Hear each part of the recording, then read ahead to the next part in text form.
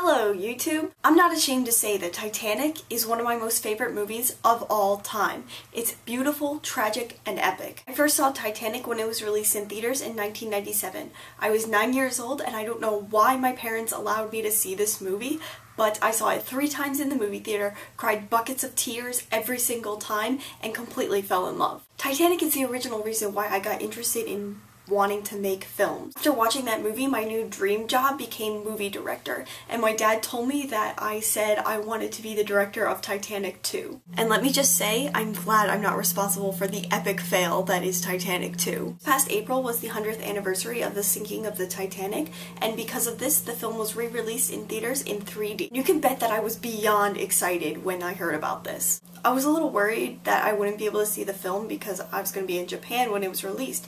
But luckily, Japan loves Titanic just as much as I do, so I had no problem seeing it. Going to see Titanic was the first time I'd been in a Japanese movie theater, and I noticed a lot of differences from American theaters. The first difference is the price. Japanese movies are expensive, like holy crap. Normally tickets are around 1,800 yen or about 21 US dollars, but there's tons of discounts like high school, university student discounts, Ladies' Day, and there's even a discount for foreigners. But since I was seeing a movie that was in 3D and a special limited release, I was lucky and I got to pay the full price of 2,000 yen or 23 US dollars. I justified this price by saying I probably wouldn't be seeing many more movies in Japan, and it's freaking Titanic. Number 2, reserving your seat. After talking to a bunch of people, I realized that this is probably something that's only shocking to Americans. When I bought my ticket, they asked me which seat I wanted to sit in, and we don't do this in America. We just kind of buy our ticket and then go into the theater and find an open seat that we want to sit in. Reserving your seat is good because you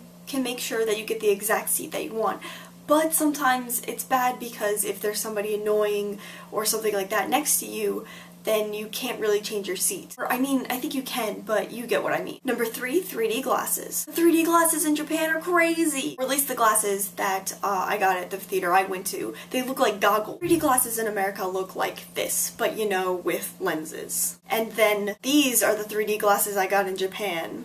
I think you're actually supposed to return these when the movie is finished, but I paid $23 for that movie, so I was taking these monsters home. The movie was in English with Japanese subtitles, and it was really amusing to watch because sometimes the Japanese subtitles didn't match the emotion in the English lines. Someone would say something along the lines of, "That's effing awesome," and the subtitles would just be like, "Ine."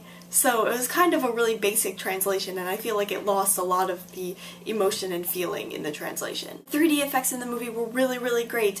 I think Titanic is a really great movie to have in 3D. It was most effective during the second half of the movie when, spoiler alert, the boat sinks. There's some moments where you really felt like you were actually there. Even though Titanic is one of my favorite movies, I really never got the chance to sit down and really watch it until now. I mean, I probably watched it 100 times on VHS when I was younger, right around the time when I got the movie. Since I don't think I have a VCR anymore and I don't really know where my tapes are, I've only really been able to catch the movie on TV, and I've always been distracted when it's on. When I saw this movie in 3D, I pretty much cried from start to finish. I think part of it was the nostalgia factor because it is my favorite movie, but I think mostly it was because I finally got it. Like I said, the last time I really watched this movie was when I was like 9 years old, so I don't think my critical thinking skills were fully developed by then. It really hit me how absolutely tragic this story is. Jack and Rose's story and the stories of the 1,000+ other people who died. I think I got that maybe a little bit when I first watched it, but